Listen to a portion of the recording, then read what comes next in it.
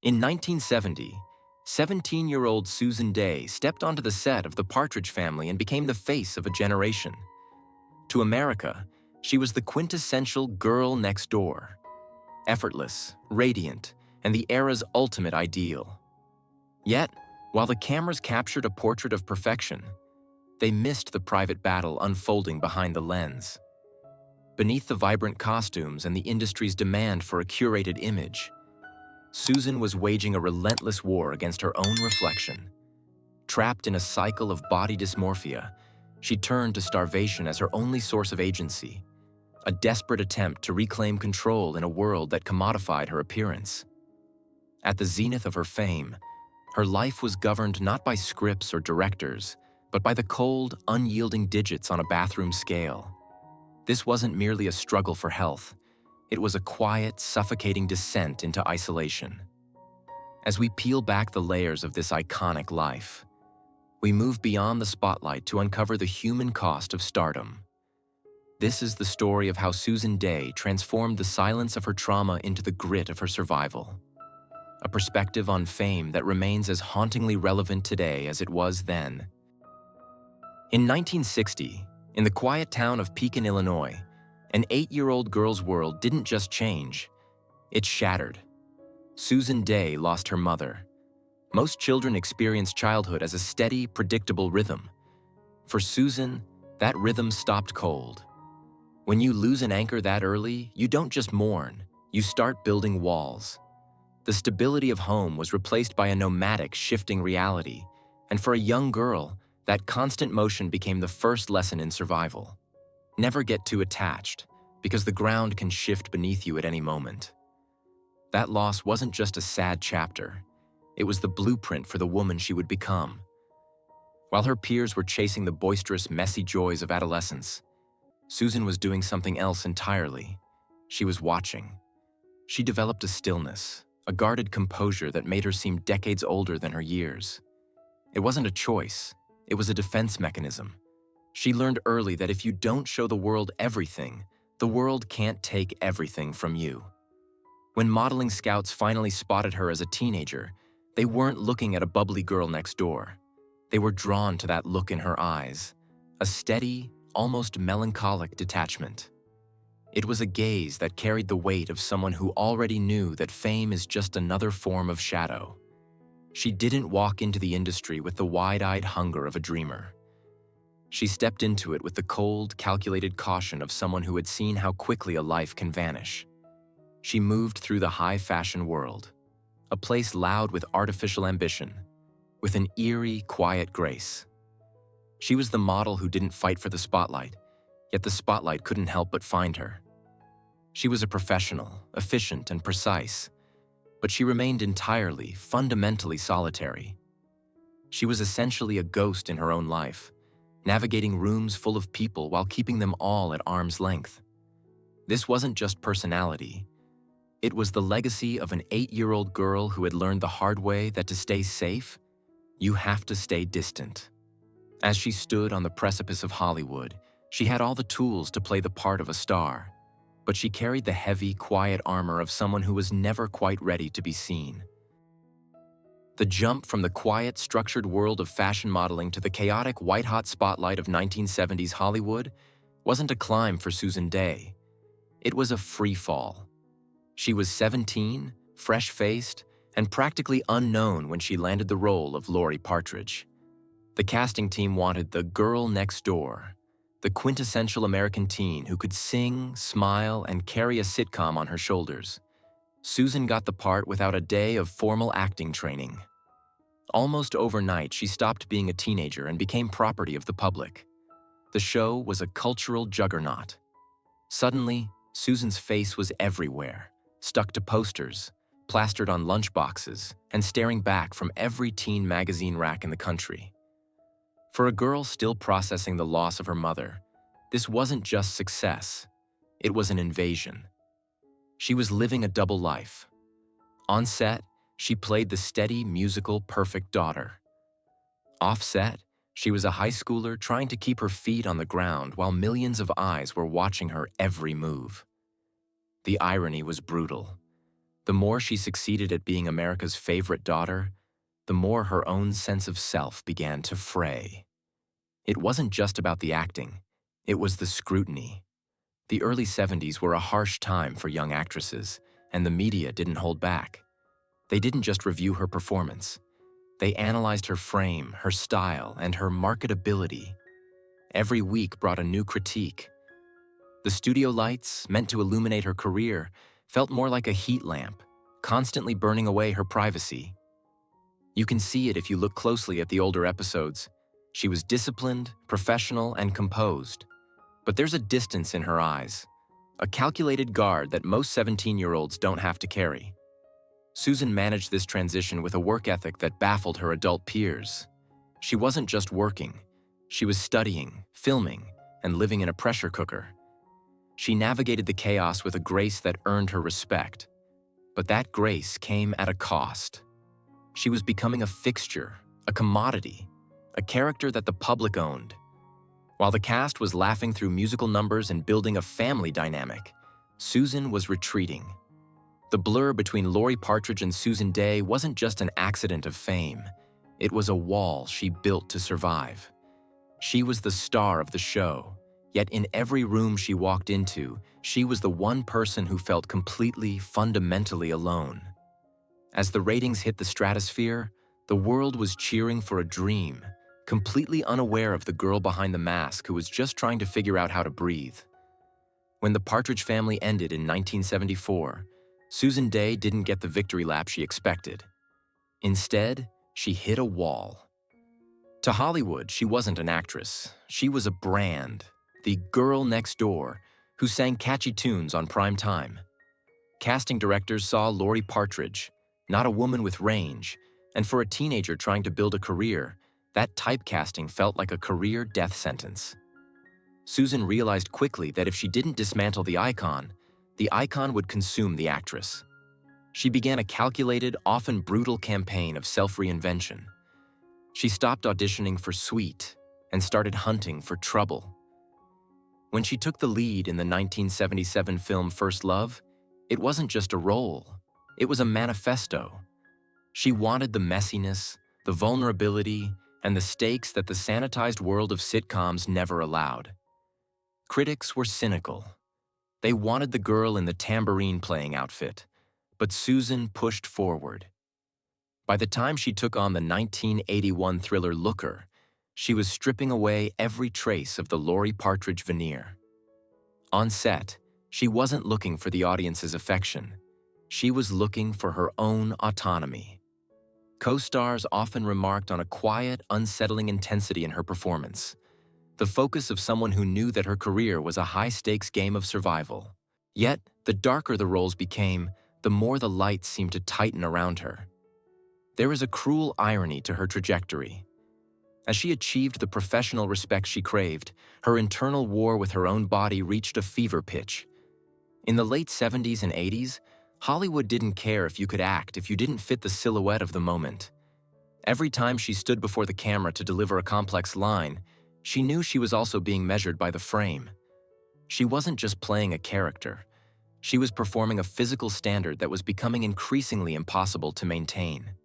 She never talked about it. In that era, you didn't vent about your body or your hunger.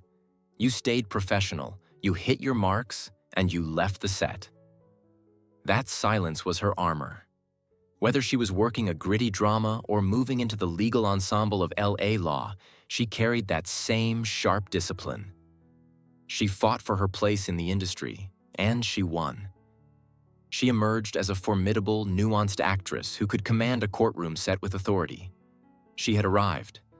But as she stood in the center of her new professional success, the mirror still held the same haunting reflection.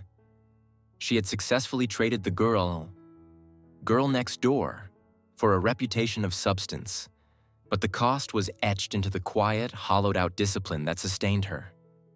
The world saw a woman who had finally made it, but behind the camera, she was still paying the price for a transformation that nobody was ever meant to see.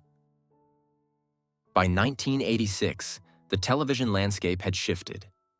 The Kurekawada girl next door archetype was dead, replaced by a hunger for sharp, sophisticated professionals. Into this fire stepped Susan Dey, landing the role of Grace Van Owen in the legal drama L.A. Law. To the industry, this wasn't just a casting choice. It was the final proof of a long-fought evolution.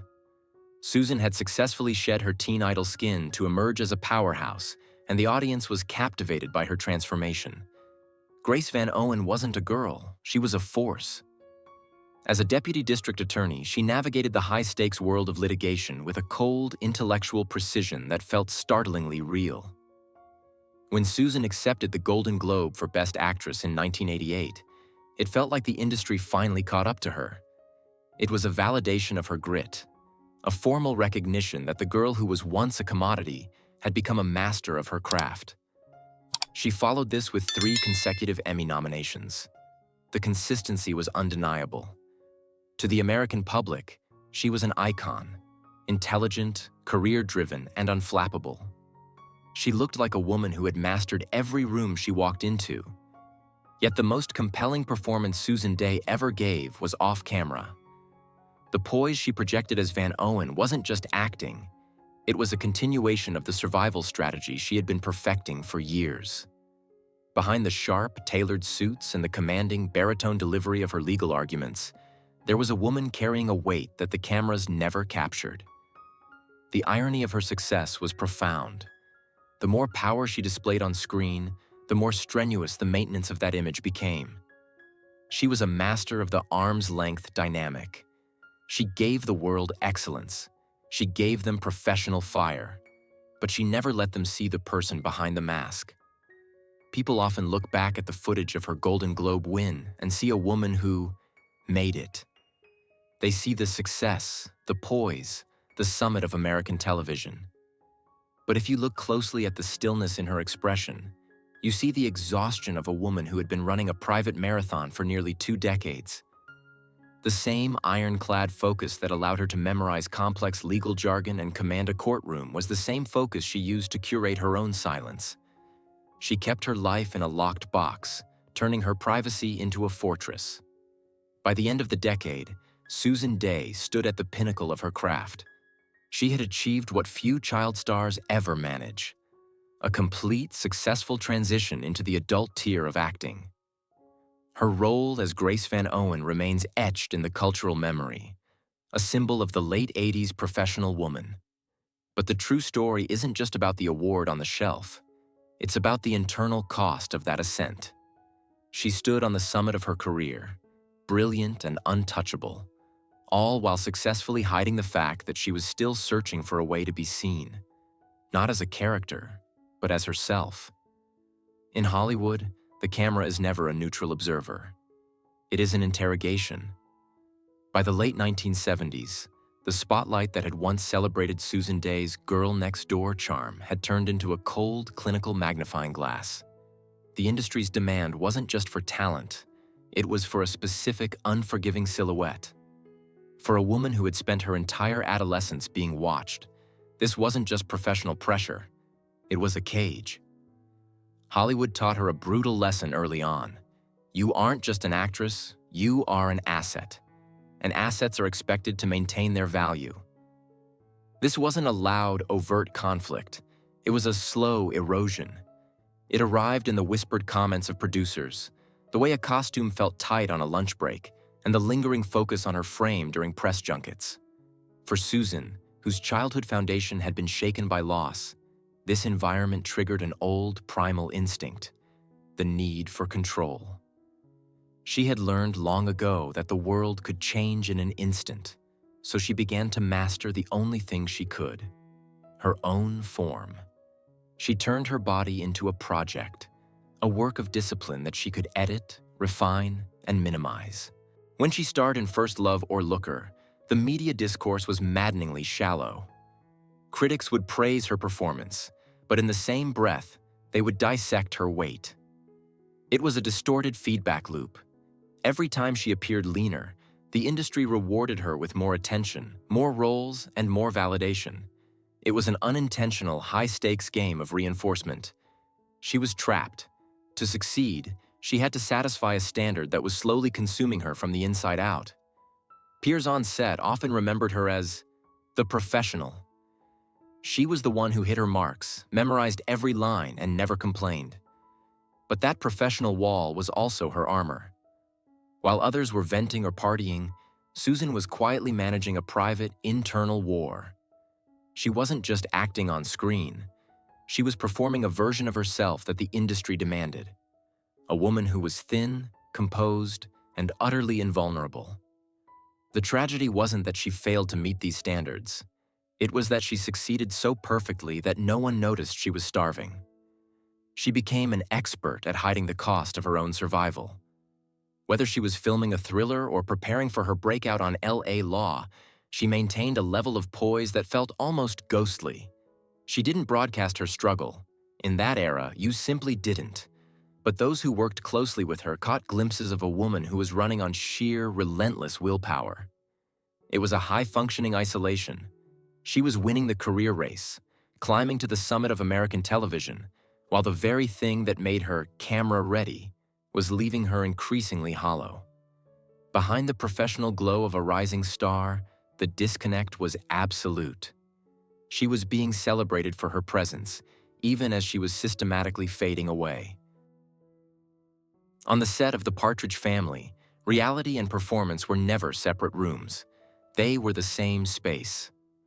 To the world, Susan Dey and David Cassidy were the ultimate will they or won't they pair, a TV romance that millions tuned in to witness. But for Susan, the script became her life. She developed a profound, agonizing attachment to Cassidy that the cameras could never quite capture. While he was busy becoming the world's biggest teen idol, she was navigating a private, unrequited devotion, trapped in the suffocating proximity of shared trailers and endless press tours. Cassidy viewed their bond as platonic, the easy affection of a brother toward a sister. He couldn't, or perhaps wouldn't, see the depth of her longing. For Susan, every day on set was a balancing act. She had to play the smitten love interest on camera while suppressing the reality that, off camera, she was invisible to the person who mattered most. It was a cruel, quiet isolation. The breaking point wasn't a single argument. It was the accumulation of silence. When the show ended, there was a fleeting private encounter, but it brought no resolution. Years later, when Cassidy was candid in his autobiography about the lack of romantic depth in his feelings, it wasn't just a celebrity anecdote. For Susan, it was a public disavowal that acted like a physical blow. It validated her deepest, darkest fear, that she was not enough. This rejection didn't exist in a vacuum. It merged seamlessly with the industry's relentless critique of her body. In Susan's mind, the two became one. If she wasn't desirable to the man standing right next to her, it must be because of the frame he was looking at. The lines between professional discipline and the dangerous, restrictive habits of disordered eating began to vanish. She didn't just stop eating for the industry. She stopped for the ghost of an approval she would never receive. The irony is that the public kept the Keith and Laurie fairy tale alive long after the show was canceled. Everywhere she turned, she saw the ghost of that relationship, in reruns, in magazines, in the way fans looked at her. It was a constant, haunting reminder of a rejection she was forced to relive again and again. She was a young woman in her 20s, operating in an industry that treated her as a commodity, with no space provided for her to heal. She became an expert at compartmentalization, burying her vulnerability beneath a layer of steel-clad professionalism. She would go on to build a respected, award-winning career, but that chapter with Cassidy left a scar that never quite faded. It turned the spotlight, once her only source of validation, into a cold, exposing light that she spent the rest of her professional life trying to navigate. For Susan Dey, the struggle to reclaim her identity wasn't just about becoming an actress. It was about learning how to be seen as a person, separate from the roles she played and the man who couldn't love her back. By the early 1990s, the golden aura surrounding Susan Dey had begun to fade. Not because her talent had waned, but because the industry's rules had shifted. Tabloid culture was exploding, and the media had developed a ravenous appetite for the cracks in a celebrity's armor. Susan, who had navigated the spotlight since she was 17, suddenly found that her privacy was no longer a right. It was a target. When the camera stopped being a tool for her craft and started being a weapon of intrusion, Susan did the only thing she knew how. She drew the curtains. She didn't announce a retirement. She simply stepped out of the glare. For a star of her stature, this was seen as an act of rebellion. The media, no longer able to feed on the perfect professional narrative, pivoted to speculation. Headlines stopped being about her performance and started being about her state of mind. It's the cruelest part of fame. The spotlight doesn't just illuminate your success, it waits in the dark to feast on your exhaustion. The paparazzi became a suffocating presence. Simple errands or a quiet afternoon in the park were treated like public events, analyzed by editors who didn't know her name. It created a feedback loop of anxiety that felt impossible to escape. She was a professional who still showed up on set with the same ironclad discipline as always, but off camera, she was living in a state of high-alert isolation. The more she tried to reclaim her life by hiding it, the more the tabloids insisted that her withdrawal was a downward spiral. It was a trap. Stay in the light and be burned, or hide in the shadows and be hunted. The physical toll was no longer hidden by studio lighting. Years of conforming to Hollywood's rigid, impossible standards had left her body exhausted.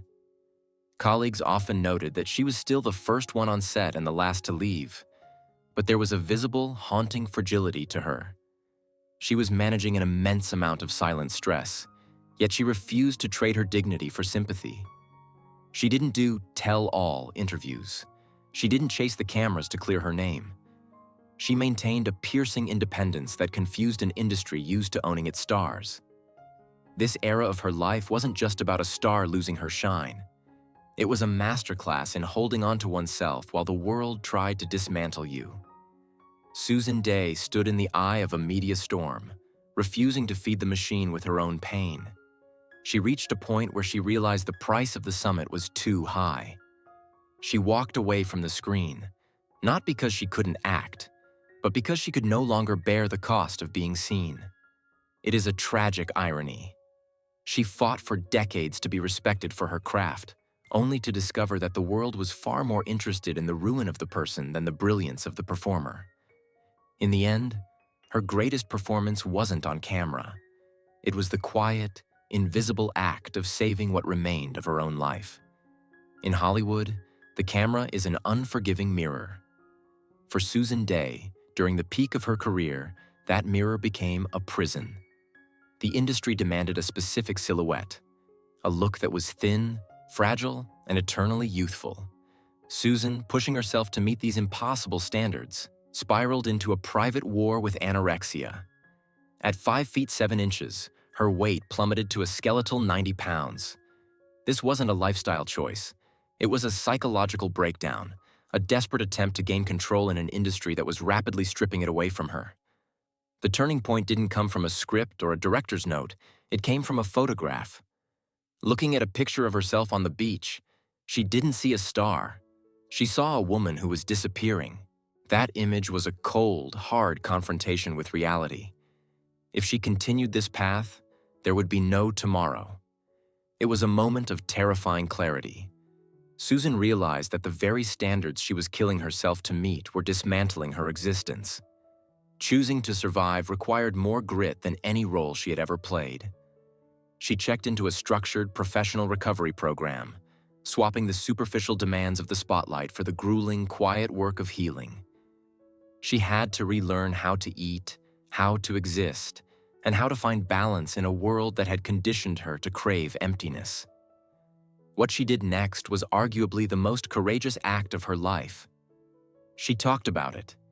In an era where celebrities were expected to be untouchable and flawless, Susan stepped forward and admitted she was struggling. She didn't do it for attention. She did it because she knew there were millions of young girls out there staring at their own reflections with the same distorted, painful lens. She shifted the conversation from a private, shameful secret to a public discussion about health and the toxic obsession with perfection. It wasn't a linear path to vitality. Recovery was a daily, often exhausting commitment to her own well-being.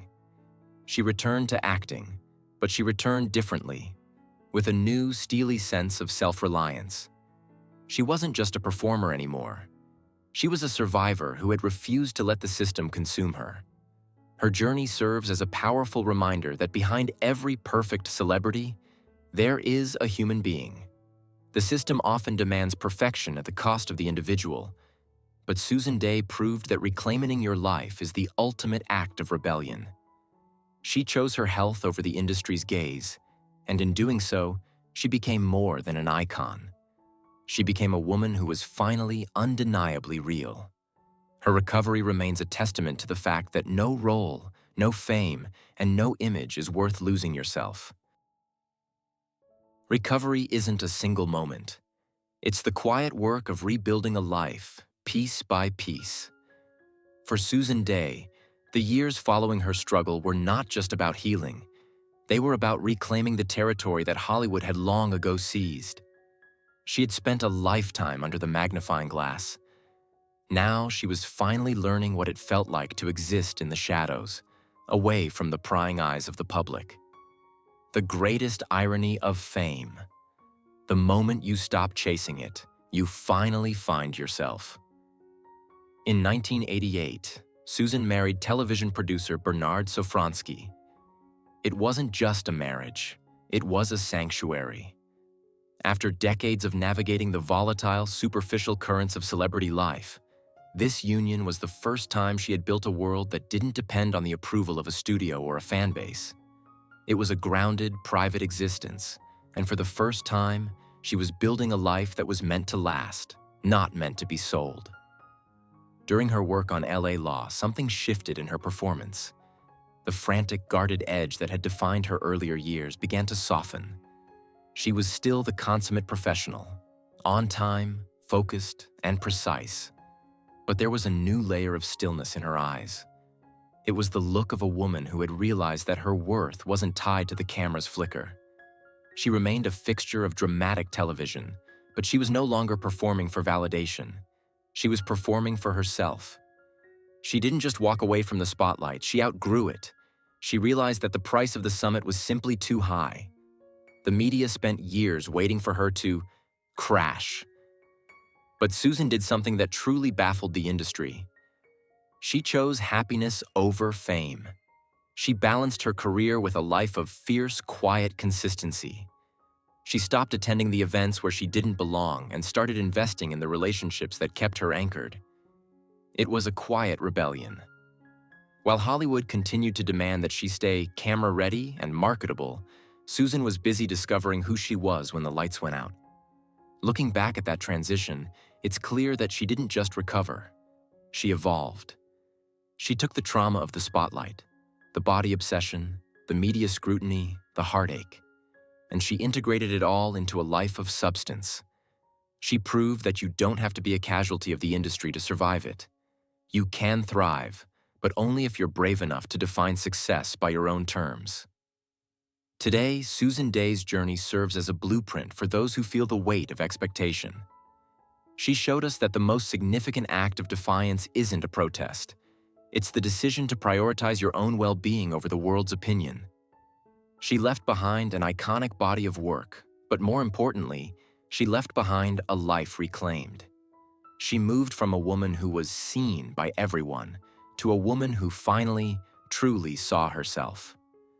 The flashbulbs are long gone, the headlines have moved on, but for Susan, that's exactly the point. She didn't lose the game of fame. She simply decided on her own terms that it was a game she no longer needed to play. For decades, the public narrative of Susan Dey was a puzzle, an icon who simply walked off the stage.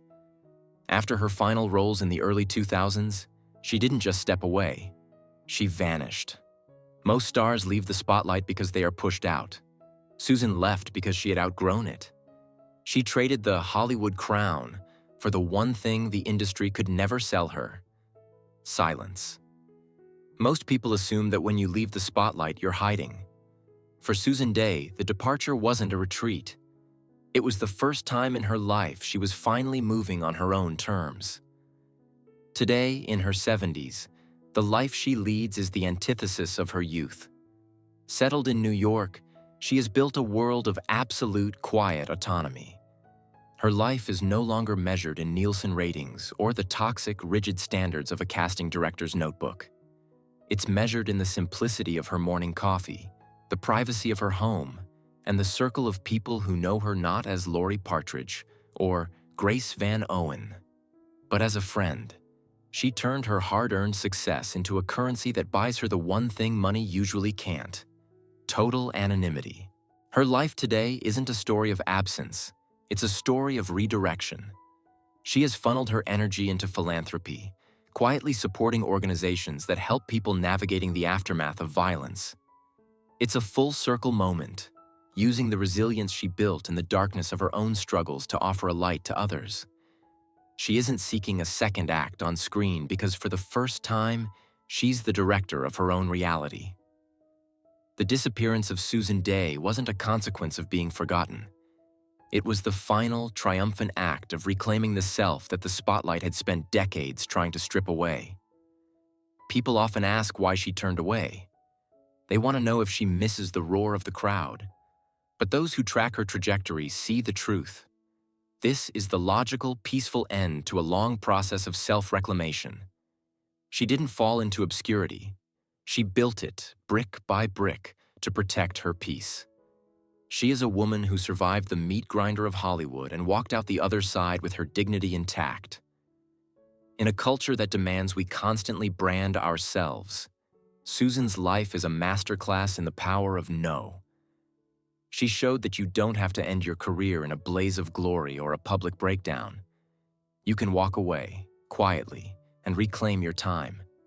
She reached the summit of American television, looked down at the frenzy of the fame machine, and simply decided it wasn't worth the cost of admission. Today, Susan Dey is exactly where she wants to be. Off the grid, out of the headlines, and finally, completely hers. The curtains aren't just closed, they are locked. And for the first time, that silence is the most beautiful sound she's ever known. Susan Dey's life wasn't just a career. It was a long, hard lesson in survival. She entered the spotlight as a teenager, played the parts the world demanded, and eventually realized that the dream was costing her the one thing that actually mattered: herself. She didn't just walk away from Hollywood. She broke the cycle. When you spend your life being an asset, becoming a human being is a radical act. The world will always have a standard for you, a weight to meet, a role to play, a silence to keep. Susan's life proves that the greatest rebellion is simply deciding that none of it is worth your soul. We often look at stars and see the finish line, the awards, the fame, the legacy. But looking at Susan, we see the cost.